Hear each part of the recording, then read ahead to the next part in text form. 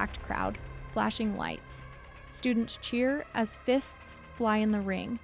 Two inexperienced boxers exchange wild punches, but 20-year-old Nathan Valencia takes the worst of it. His opponent backs him into a corner and pummels him in the head.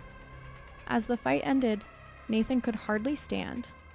He collapsed in the ring, unconscious and internally bleeding from a brain injury. He was rushed to the hospital, where he spent 3 days in a coma. On November 23, 2021, Nathan Valencia passed away. Abnormia. Welcome to Murder You, an Abnormia original, a true crime series exploring the most shocking murders worldwide. I'm your host, Maddie. Today's episode is UNLV Fight Night, the death of Nathan Valencia. Before we begin, please like and subscribe to our channel for all the latest Murder You content. Let's get started. The death of Nathan Valencia served as a shocking wake-up call regarding the dangers of unsanctioned fraternity events. It also raised numerous questions about universities' responsibility to protect their students. Nathan Valencia was born and raised in Las Vegas, Nevada. He was a junior at the University of Nevada, Las Vegas, majoring in kinesiology, with hopes of going into physical therapy or sports medicine. Friends described him as kind, driven, and full of energy, a loyal friend who loved working out, spending time with his family, and making people laugh. Nathan wasn't the kind of person who sought the spotlight, but he showed up for the people he cared about. That's why he agreed to fight, not for attention or ego, just to support his friends and be part of something fun on his 20th birthday. That's what made what happened that night so hard to understand.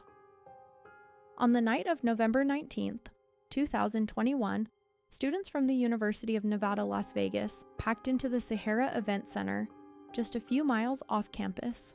It was a Friday. It happened to be Nathan Valencia's 20th birthday, and it was fight night. The event, hosted by UNLV's Kappa Sigma fraternity, had become an annual tradition, a so-called charity boxing match where fraternity brothers and student volunteers stepped into the ring for bragging rights. However, the event wasn't sanctioned by the university, the NCAA, or the Nevada State Athletic Commission. From the outside, it looked legit.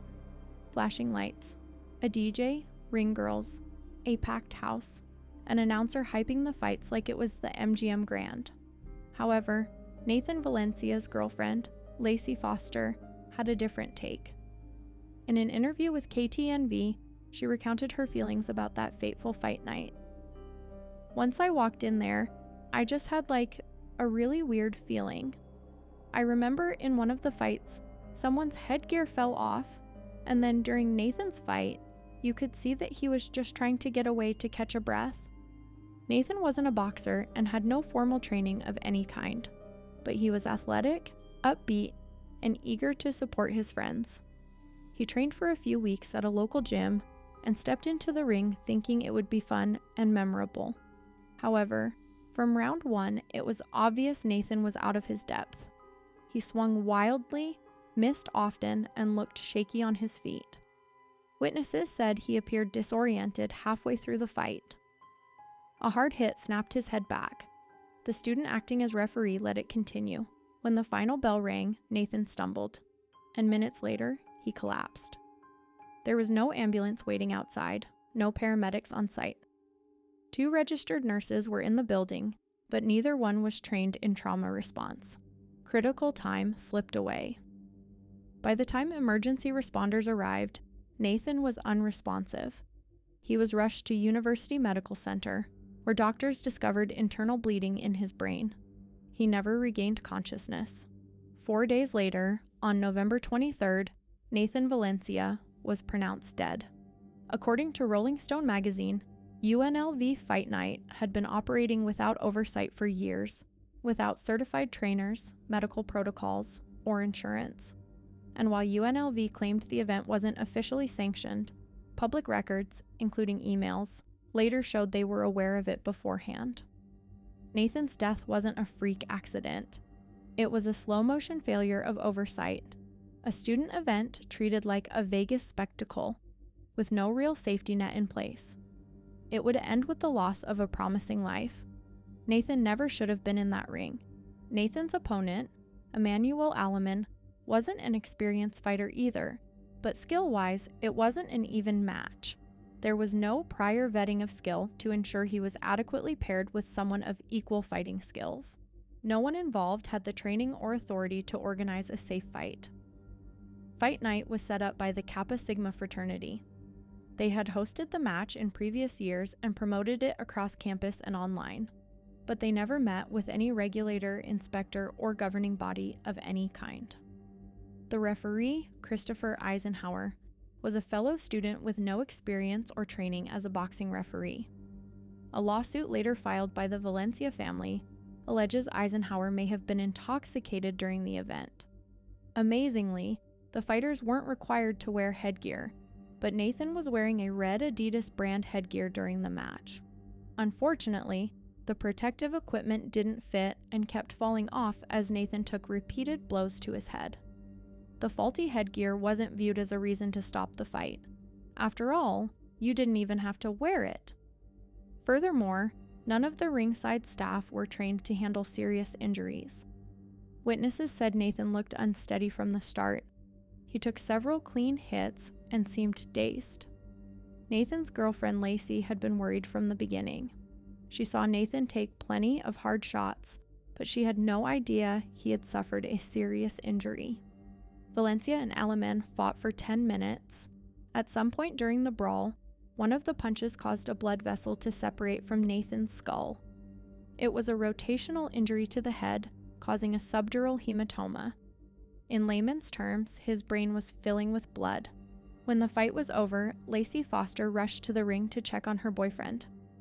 "I've never seen someone so tired," she later said. "He was staring past me," she said. "It looked like his consciousness was disappearing."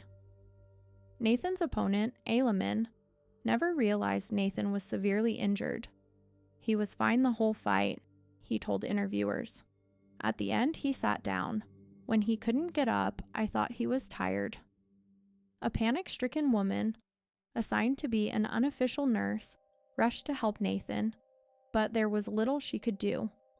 For several agonizing minutes, people scrambled to respond, but no one seemed to know what to do. At one point, they even tried to drag Nathan out of the ring by his ankles. Someone called 911. "We have nurses here, but we need, real medical assistance," a woman said on the 911 call. Nearly 8 minutes later, EMTs arrived and tended to Valencia. He was classified as a Gus trauma, an emergency medical version of a John Doe, because the frat's medical team was so drunk and flustered they couldn't coherently articulate Nathan's name. In the hours after Nathan Valencia's collapse, videos of the fight circulated online. Some students shared tributes. Others pointed fingers. But one thing was clear. This wasn't a tragic fluke. It was a chain of failures that ended in a tragic death. For Nathan's family, it was only the beginning of a long fight for answers. In the days after Nathan's death, the University of Nevada, Las Vegas, released a statement offering condolences while trying to distance itself from any liability.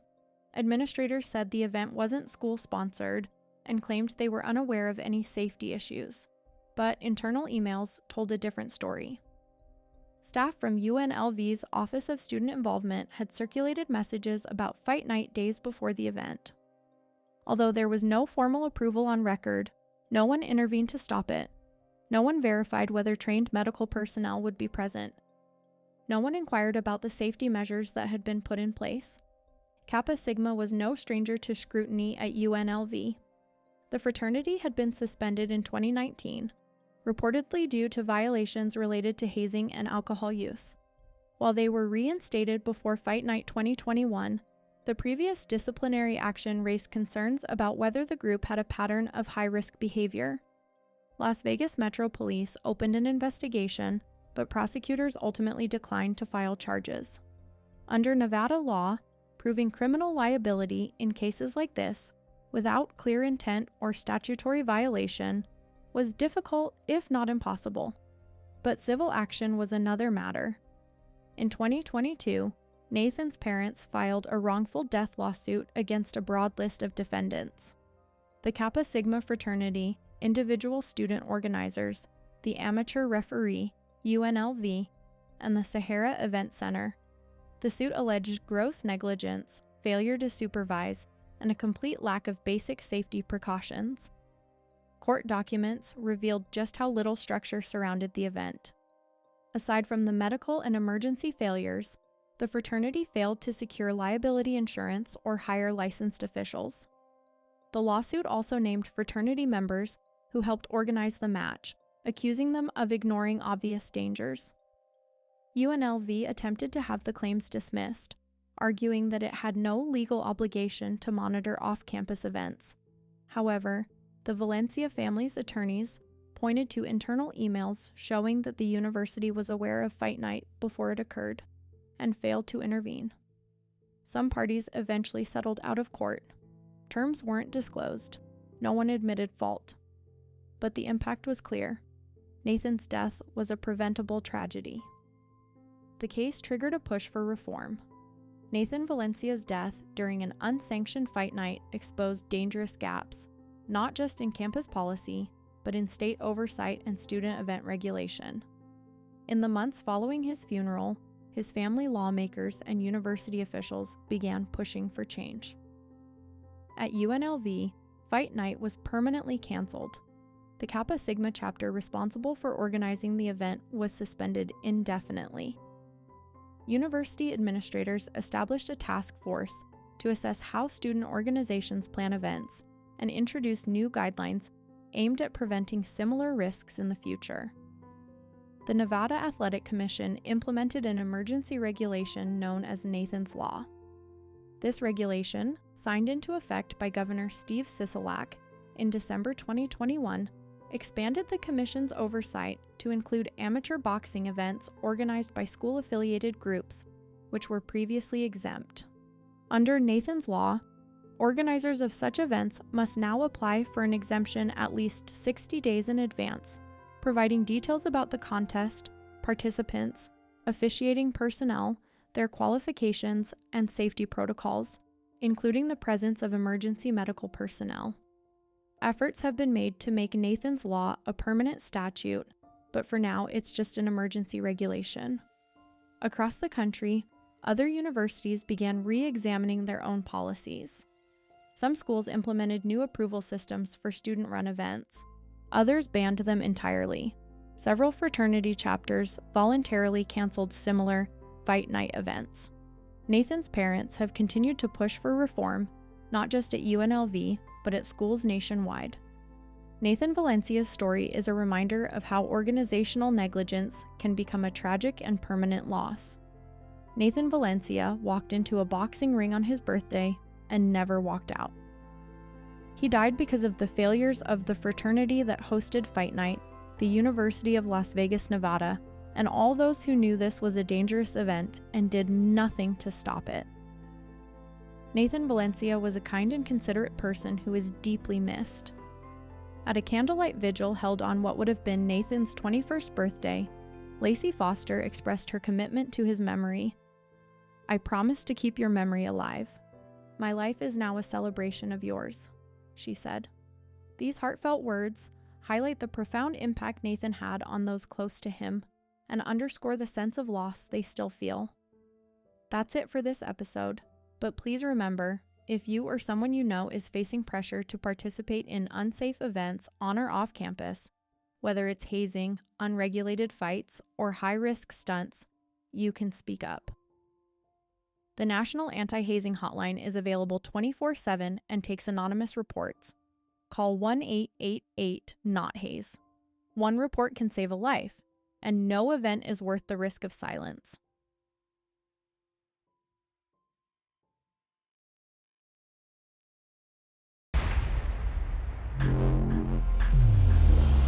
Abnormia.